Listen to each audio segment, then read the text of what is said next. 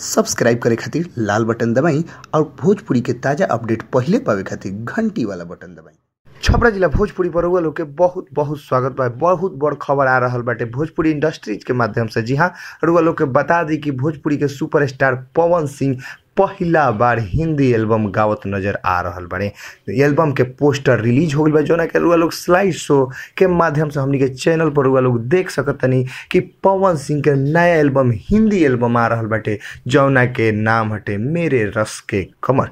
जी हाँ, रुआ लोग आजकल हिंदी में ई गाना खूब धूमधाम से सुन रहल बानी। रुआ लोग खूब ये गाना के रुआ लोग सुन रहल बानी, जोना गाना के नाम हटे मेरे रस के कमर। लेकिन पवन सिंह अब एकरा के हिंदी वर्जन पहला बार ऐतिहासिक बात बटे कि जब पवन सिंह नया एल्बम हिंदी गाना के साथ नया मार्केट में एल्बम वेव कंपनी के माध्यम से जब रिलीज हुई गाना, तो रउआ लोग भी सुने कि पवन सिंह भोजपुरी अंदाज के माहिर कलाकार कैसे हिंदी में रंग जमावतन। जी हाँ, भोजपुरी के तो छाप बॉलीवुड में वो छोड़िए दिले बड़न, लेकिन बॉलीवुड वाला गाना अब कैसे वो भोजपुरी सिंगर होके जबरदस्त तरीका से गई है, ई तो सवाल देखे वाला चीज बटे। एल्बम 2 दिन में, मात्र 2 दिन रउआ लोग इंतजार करी। जौन एल्बम के नाम मेरे रस के कमर, जौना में गाना के म्यूजिक कैले बने अविनाश झा घुंगरू जी, परिकल्पना कैले बने दीपक सिंह जी, अजीत सिंह जी, सारा लोग बाटे साथे एल्बम में। रुआ लोग के बता दी कि पवन सिंह के ई पोस्टर रुआ लोग के सामने हमनी के पेश कैले बनी। सर रुआ लोग एकरा के स्लाइड शो के माध्यम से देख सकतनी, स्क्रीन पर चल रहल बाटे,